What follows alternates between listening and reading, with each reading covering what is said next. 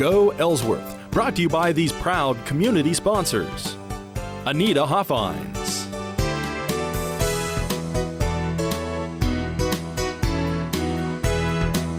Dr. Mark Herzog,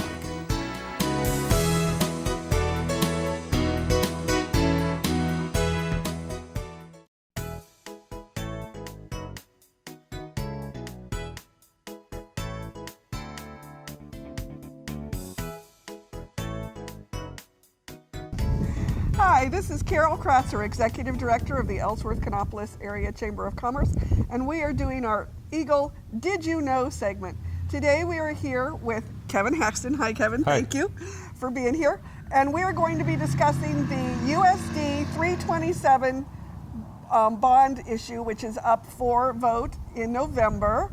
Kevin, today we're going to start with you, but we're going to talk about some of the bones of this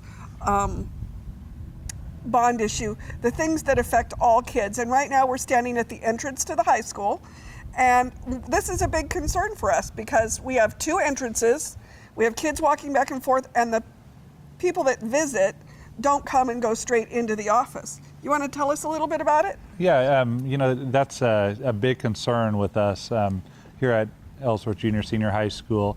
We need to find a way for patrons to be able to enter the building and come to the office and report in, and that's going to in turn help the safety of our students. It also gives us staff a peace of mind, not knowing that strangers walking around in the building, we want to make sure that our kids are obviously well taken care of, and safety is first. And I know this is a small community and we all feel safe here, but this has really become a national issue about having our kids safe. Yeah, it has, and we've obviously been trained. Our staff has on issues that have happened nationwide, and we're trying to set ourselves up for us to not be in the news someday. Exactly. And another issue with this is that the kids walk from this building to this building out this direction. So if it's rainy or snowy, that creates a problem, doesn't it? It does, it's uncomfortable for the students for one, but that's not our main concern. I mean, they're dragging in the elements, of the weather that we're facing, like in the winter months, inside our buildings. It makes the floors slick, which is a safety concern. So somebody could slip and fall and injure themselves, and we would be liable for that. So we want to just make sure that that they're well taken care of, that we provide a platform for them to get from building to building in a safe way.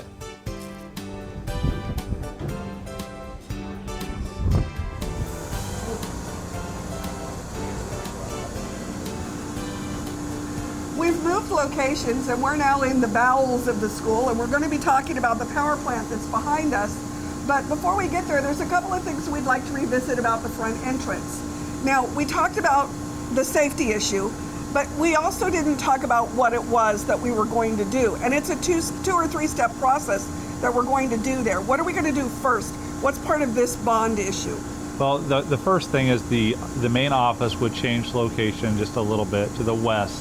And then when patrons and students would enter the building, they would have the office still to the left. It would just be a separate entryway covered by a canopy. And then the canopy would also extend from the office side, the Silverwood wing, to the Martin wing on the east side of the school. And so it would be enclosed as far as their heads go. Okay, it'll be covered. Covered. Okay, yeah, but it wouldn't be enclosed until additional plans or funds were available to do that. We would have the pillars already set in place. To have the option to fully enclose that entryway, and so hopefully we could revisit that issue at a later date. Great. So right now, as I said, we're in the power plant of the school, and we're talking about this system behind us, which does what? This is our boiler, and then our chiller is just outside, but it's what's cooling and heating our building, and we've been given information from an agency that has told us that this is in major need of repair.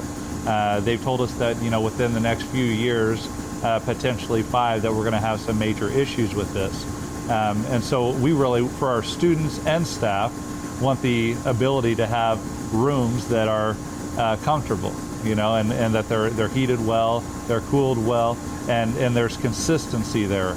And right now there is not. And that would, if you were to survey students, that would be one of their biggest frustrations right now within the classroom setting, is just the temperature and how inconsistent it is. And you want them to be comfortable in a learning environment.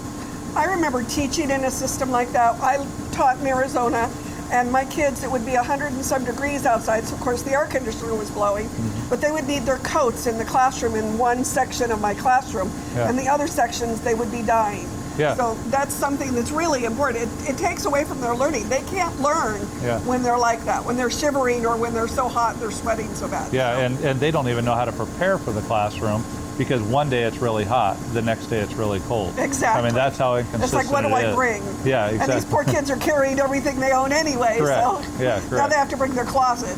Yeah.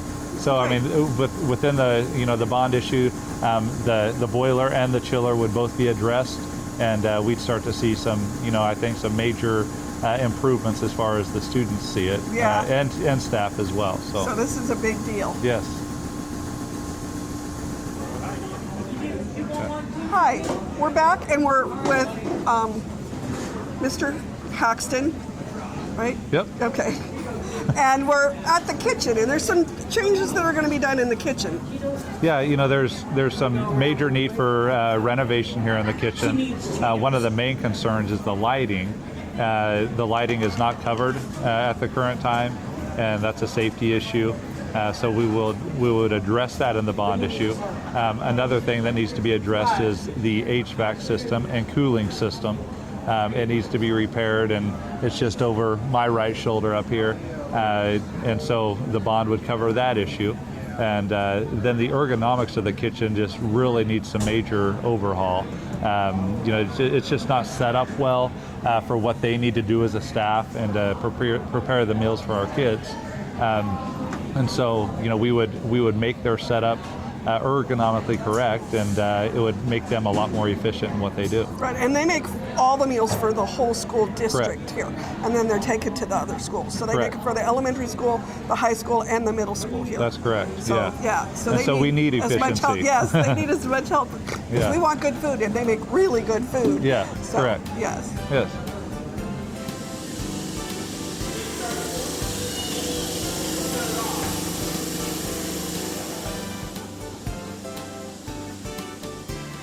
Hi, we're here with Dave Weeks, who is the shop teacher here at Ellsworth Junior Senior High School, and welcome. Thank you, ma'am. Welcome to you. Now, I understand that you have this whole building, sort of, that's Sort of. yours. We're standing in the shop right now. Good shop. But you also have 3 other classrooms that you're sort of responsible. There's the assembly room, I guess we'll call it over there. Storage. And then 2 classrooms in the back. And at any one time, you could have students in all 4 places. Probably not the intro to tech room because we're only in there during the 1 hour. So 3 places. Yeah. Oh, that makes the job so much easier. Oh, yeah, sure it does. But then if you count the finish room and everything else, it's kind of a mess. So what would this bond do for you, for this classroom and for students? It would open up the shop. We would have, instead of 3 rooms, 4 rooms, we would just be down to 2. The finish room, we would expand. We could actually use the finish room. We have a finish room. We don't do anything in it because it's the dirtiest room in the shop. And it can't be dirty to finish stuff. Correct. It doesn't work very well. It would just open everything up. Better supervision. You could keep an eye on everybody at one time and see where we're at. And that's so important because that's the safety of the students we're talking about. If we have kids in here working on tools and you're trying to help somebody in the finish room or in the assembly room or something, Drafting a project. and something happens, that's not a good deal for kids. No, you usually don't see it. They usually don't tell you. It's just one of those things that you hear about in the second hand. And yes, usually parents calling. It's not a good thing. So what are some of the things that they're going to be changing in here? The finish room that we have now, they'll open it up, make a new finish room. They're going to put the storage from upstairs, downstairs. We can move some of the equipment to where it should be. The office, my office, will be moved. This room that we use for storage now will be for the drafting again, which it was originally when I came. And when was that? 1979. So it's been... It's been a while. Yeah. But we'll just open it up, and then I think they were talking about in the drafting room here, they would put the windows to where I could see out and keep an eye on the shop when they were in here. And just things that probably need done that haven't been because we don't have the space. Right, exactly. And then they're going to kind of consolidate you so that you can see everywhere that you need to be. It just opened up the entire building, most of the building. And we're kind of crowded in here. We've Yeah, got we're very a little little crowded. space. And if you have a big board, you need space, and there's kind of a hard time. You're going to have to move people around and stuff to get some of the bigger pieces We have created. 14 in class right now in one class, and by the time you work, you're banging into each other and everything, and it's crowded. But hopefully it will open it up when we give us a little bit more room. The storage is, I don't know how that'll work, but that's. And do to you be know seen. when the last time anything was done in here? Oh, done as in Remodeling or? probably in the early 90s. They took the drafting room and put it over where it is now, on the other side when they built the ag shop and they put the 2 classrooms there.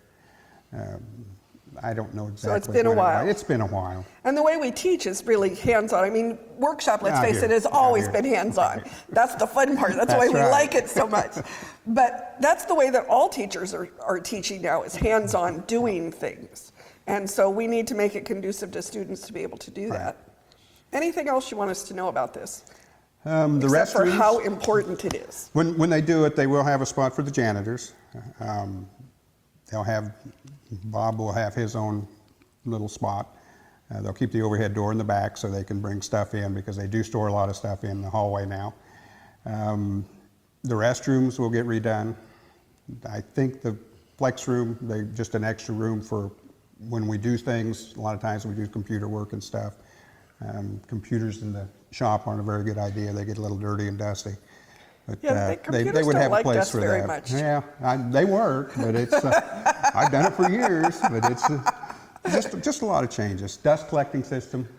Our dust collector, we got in 82 or 3, I believe, somewhere in there.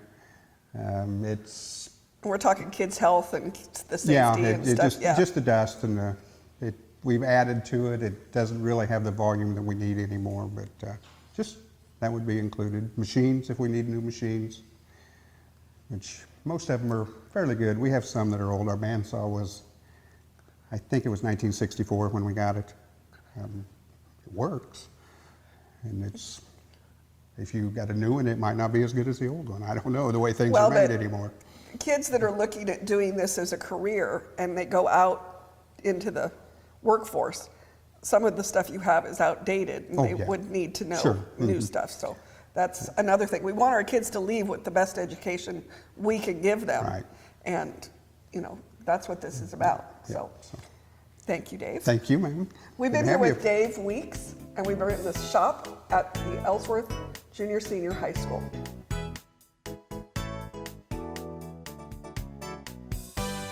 Well, we've moved locations again, and we are in the science wing, and we are here with Mr. Anderson, and you teach science in a very small classroom, I noticed. Yeah, very small. And you at least have lab tables. The other science has desks, right? Yeah, Mr. Thorburn next door to me just has a regular student desk. Mr. Cravens has lab desks like I do. But when you teach 7th through 8th grade, it's kind of a small space to do any labs with the kids next door where Mr. Thorburn's at on a student table. So what is this going to look like, or what is going to happen to this area if the bond passes? What we would like to do in this room is to take this wall down that separates the room, so we'd have one big room, and put lab benches at each station. My room only has a lab bench along one wall, and then we have desks out in the middle, or tables out in the middle, student tables. We'd like to have big lab stations all across the room so kids could spread out more, give them more space. Yeah, because it's kind of dangerous Yeah, if they're... Mr. Thorburn's room would do the same thing. They'd knock out the wall between his room and Mr. Craven's room and make it a big So then it open would be area. 2, instead of 3 classrooms, it would be 2. It'd actually be 3 large classrooms. Classrooms. Yeah. Mr. Craven's room would stay the same size. Mr. Thorburns' room would roughly double, and mine would roughly double. And then are they looking at getting new tables? So both would Yeah. be set up with, Both will be set up with all new equipment, all new lab stations, new electrical outlets. That's one of the problems that we have is when I plug in my classroom, when I plug in a couple hot plates, a couple balances to weigh things on, the breaker snaps, and then it takes a good 30 to 45 minutes for us to get that reset again. which is the end of class. That's So the end of Then it's class, done. yeah. So you can either weigh it or you can heat it up. You can't do both. You can't do both. That's really hard in a science That classroom. is hard in a classroom. And so, tomorrow my physical science class with 20 kids, they're going to be trying to heat stuff and weigh it at the end. So it's going to be a little bit difficult for them because we'll have the hot plates going and then it'll have to be unplug the hot plates, plug in the balances, and go that way. We can't do it together. Can't do both. Has to be sequenced. And when my breaker goes out in my room, it not only kills my room, it kills Mrs. Vague's room, Mr. Keith's room next door. So they have no power also. Yeah, it's not just a science problem. Yeah. It It's pretty much the whole wing. creates quite a problem. Now there's some other things that are added to this. You want to tell us a little bit about some of the other things like the tennis courts? Tennis courts, I've been coaching for 16 years and they've resurfaced them 3 times, and it's time for us to redo the whole thing because the foundation is poor. Every time we resurface it, it just comes right back within a year. The cracks are getting pretty bad now. They're bad enough that kids can trip and it becomes a big safety issue. The lights are very poor. They had to string overhead lights between 2 courts last year because we couldn't get power to the last 2 sets of lights, and now it becomes an issue with birds, especially in the fall and winter, that they fly up there and nest at night or sit at night, rest, and their droppings are all over the tennis court. If you walk out there along the 3rd and 4th court, all along the net, it's just nothing but bird droppings. So. And those courts were built when? Oh, Lordy. Way before my time. I'm betting in the 50s. So it's been quite a while. Yeah, it's been quite a while. And when your foundation goes, that sort of does the whole Yeah, thing. it's So we the whole really thing. need to take them down. Yeah, because when we resurface it, all they do is they come in and fill the cracks, and then they just paint over the top of it. The cracks are still going to come right back within a few years as it expands and contracts due to the weather, and they just pop right back. There's nothing that we can do to really fix it besides tear it all out and do it the right way. And so we're talking about repairing those, or we're talking about moving them? Talking about completely moving them over on the other side or the east side of the football field. So they'd be right across the street from Kriesig Park. So then when you have your things, you have Yeah, they'd 2 be- places to have them. Yeah, right next door to each other. Right now when we host tennis meets, the coaches have to drive back and forth between the high school and Kriesig Park. It'd just be nice to cross the road and you're right there at the other set of 4 courts and you don't really have to travel that far. Anything else you want to tell people about this bond issue? Get out and vote. For our kids, you can't say, I get tired of hearing people say that it was good for me back in 1965. 1965 was a long time ago, and what we had then is not what we need now. I mean, the classroom has changed a lot. The technology demands that we have for the kids and more labs for the kids, more hands-on things with the new standards that have come out the last couple of years. It's more hands-on things. And to try to do hands-on things in our science classrooms, it becomes a big safety risk with all the hazards that we have with the small space and the outlets and things like that. A lot of the things that we teach our kids now weren't taught when we went to school. No. The hands-on, some of the technology for sure, and those kinds of things, and some of the workplace things that they need to learn now aren't. And we really need to improve our schools for our kids and our teachers. It's safety, it's education, and we need you to vote, and we need you to vote yes. And now we've moved to the Silverwood wing, and we're going to do some expansion here, correct? Correct. Explain to us what we're going to do and Okay. why. Yeah, our plan is to add 4 more classrooms to the north end of the Silverwood wing, 2 to account for the classrooms that we would lose by updating the science labs in the Martin wing. And then we'd have a couple additional classrooms so we don't have to share as many classrooms amongst staff. We can, every teacher can kind of have their own domain per se, their classroom in which students know where to travel to when they're trying to find their room. Also included in this project would be a new computer lab, and that's, with technology advancing the way it is in our society today, It's a need. Right now we have some computers available in the library for students to use, and then we have my classroom, since I teach business and computers, that has 20 computers in it. But ideally, I'd like students to be able to access their computers that they need on a daily basis using a lab rather than my classroom when I'm teaching the students that I have during my class. Because you would like your students to use it, wouldn't you? Yeah, correct. And it's also an issue. It has been for me personally. When we do our testing that the state requires, we're doing that. Using a computerized platform now. And so anytime we have testing dates, I have to give up a day of classroom instruction so they can use my lab to test. And so that can be frustrating, and not allow you to reach maybe your timelines that you're trying to reach, and to teach the kids as much as you possibly want. It's not really fair to the kids because they lose what they would learn that day. I mean, you can do some things in a classroom, but when you're dealing with technology, the best thing to do is to do it. Yeah, it's hands-on. You want to be, you want to have your hands on that keyboard, and you want to start completing those projects that obviously I'm instructing them to do. So it'll be 4 classrooms out this way. 4 classrooms. One of them would be at least one of them would be a computer lab. Correct. And it would include the computers that we're sort of doing too. Great, wonderful.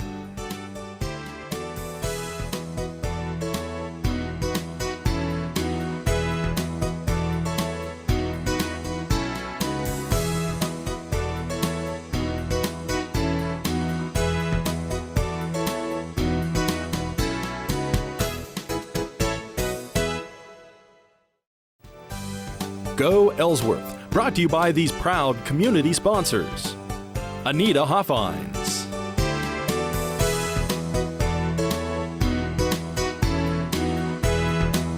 Dr. Mark Herzog,